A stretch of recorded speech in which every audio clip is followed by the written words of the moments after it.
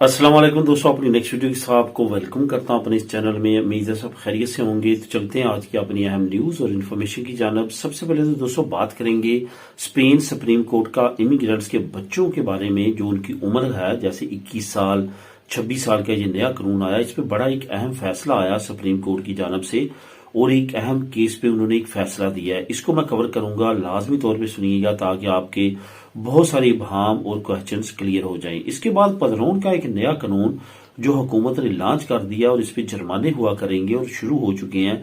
इस पे बात करेंगे। स्पेन हुकूमत का एक नया हैरान कन और एक कानून है जो इम्प्लीमेंट होने जा रहा है, जिसका डायरेक्टली या इनडायरेक्टली कुछ लोगों को फायदा होगा और कुछ लोगों को नुकसान। इस पे बात करेंगे। इसके बाद अहम एक और न्यूज है कि एक और यूरोपीय मुल्क शेंजन बनने जा रहा है इस साल के आखिर तक। काफी अहम डेवलपमेंट है, इस पे बात करेंगे वीडियो के आखिर में। तो दोस्तों जो आप लोगों के साथ मैं लिंक शेयर करूंगा वो चारों की चारों न्यूज के लिंक्स आपको नीचे डिस्क्रिप्शन में मिल जाएंगे।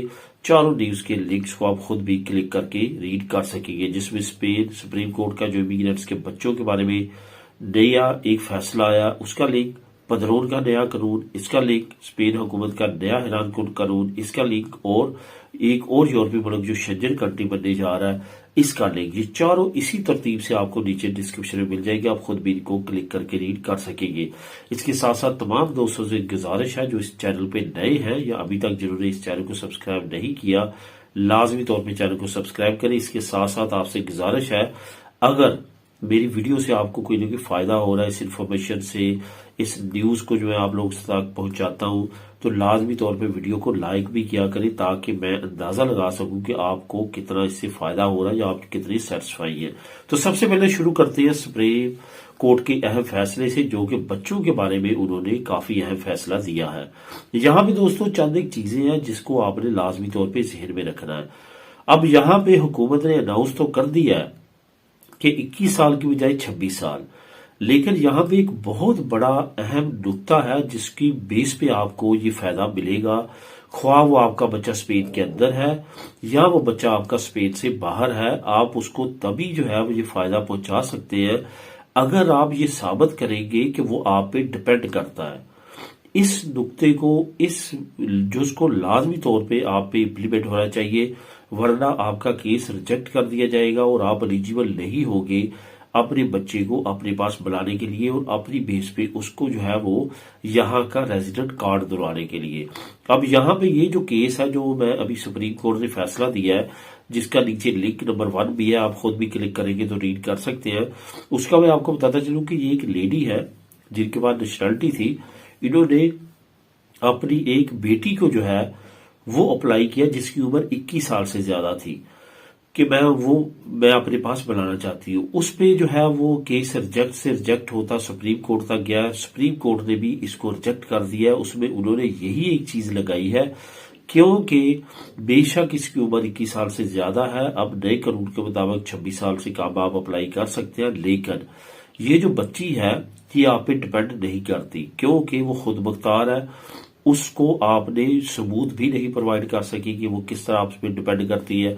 अब यहाँ पे सबूत क्या होंगे ये मैं आपको बताता चलूं। अब आपका फॉर एग्जाम्पल बेटा या बेटी 21 साल से ज्यादा उम्र के हैं, फॉर एग्जाम्पल मैं एग्जाम्पल कर लेता हूँ कि 25 साल के हैं और वो इस वक्त पाकिस्तान में है।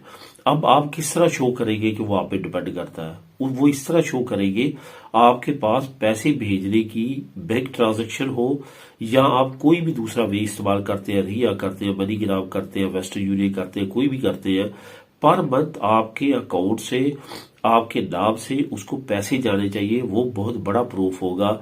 उसी बेस पे ये हो सकता है कि आप पे वो डिपेंड करते हैं, आप साबित कर सके अदालत में। अगर इस तरह का कोई सबूत नहीं है और वो बंदा भी वहां पे जॉब कर रहा है, काम कर रहा है और ये तमाम चीजें जो है वो मैच नहीं करती, तो बिलाशुबा वो रिजेक्ट हो जाएगा और वो आप पे यही शिक नाफज होगी जो इस औरत पे लगाई है कि वो आप पे डिपेंड ही नहीं करती। तो आपको किस तरह से हम इजाजत दें कि आप उनको यहाँ पे बुला के लीगल कर सकते हैं। तो इस तरह से ये कानून उनको रिजेक्ट कर दिया गया और इस कानून से ये पता चलता है कि और लोगों पे भी यही कानून नाफज होगा। असल में कानून भी यही है।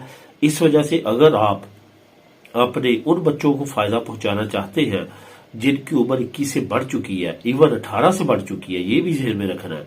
18 से अगर उम्र बढ़ चुकी है, 21 साल से भी अगर कम है, 20 है फॉर एग्जाम्पल, तो फिर भी ये साबित करना होगा कि वो आप पे डिपेंड करता है। ये हमेशा याद रखिए कि 18 साल से उम्र जैसे आपके बच्चों की बड़ी होती है, अगर वो स्टूडेंट है आप पे डिपेंड करते हैं, आपने उसके प्रूफ देने हैं। अगर वो स्टूडेंट नहीं है, बेरोजगार है, आप पे फिर डिपेंड करते हैं और आपने ये सबूत देने हैं कि वो आप पे डिपेंड करते हैं। वो ट्रांजैक्शन है जो मैंने अभी बताई है।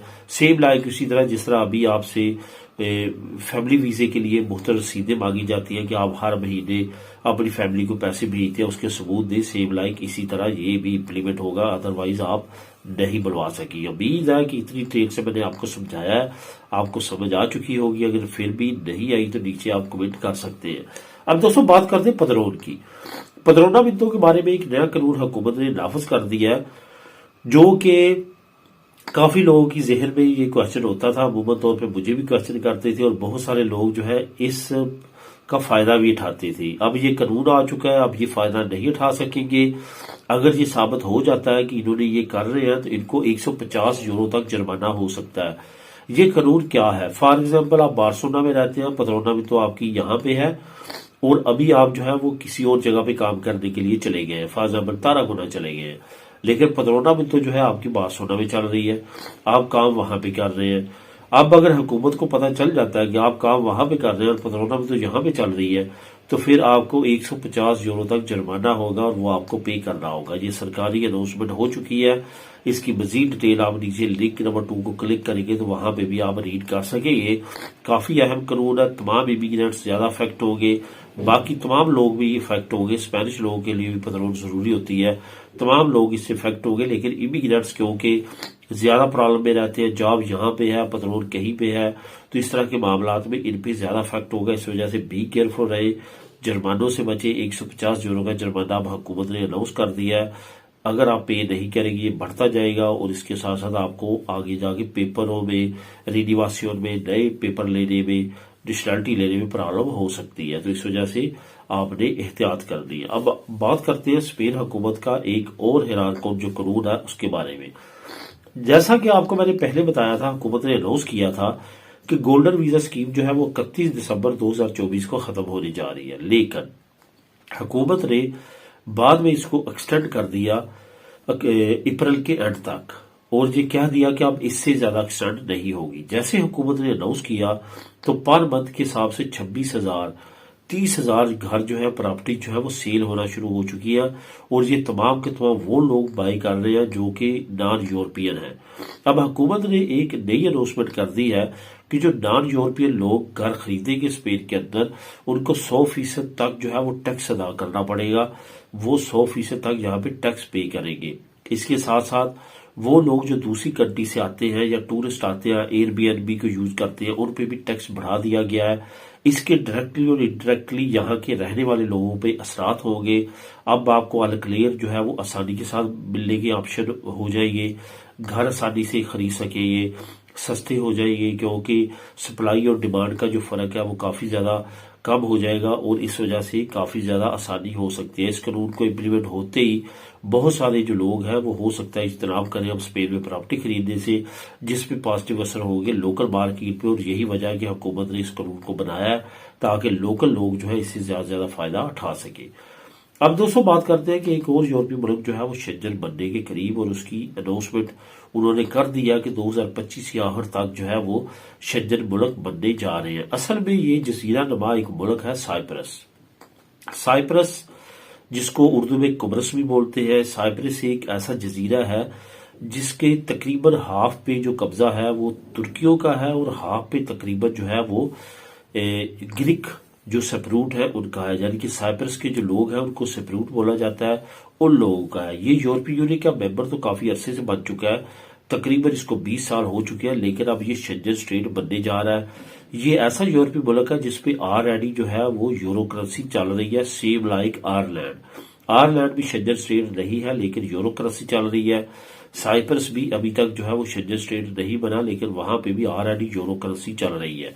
तो उनके जो प्रेसिडेंट है उन्होंने अनाउंस कर दिया कि हमने तमाम रिक्वायरमेंट्स पूरी कर लिया और इस साल के आखिर में साइप्रस भी शेड्यूल स्टेट बन जाएगा और इसका बॉर्डर ओपन हो जाएगा और फ्री एंट्री में शेड्यूल स्टेट्स में ये भी शामिल हो जाएगा, जिसका आने वाले वक्त में इसको काफी ज्यादा बेनिफिट हो सकता है और वहां पे रहने वाले जो इमिग्रेंट्स हैं उनको भी काफी ज्यादा बेनिफिट आने वाले वक्त में होगा।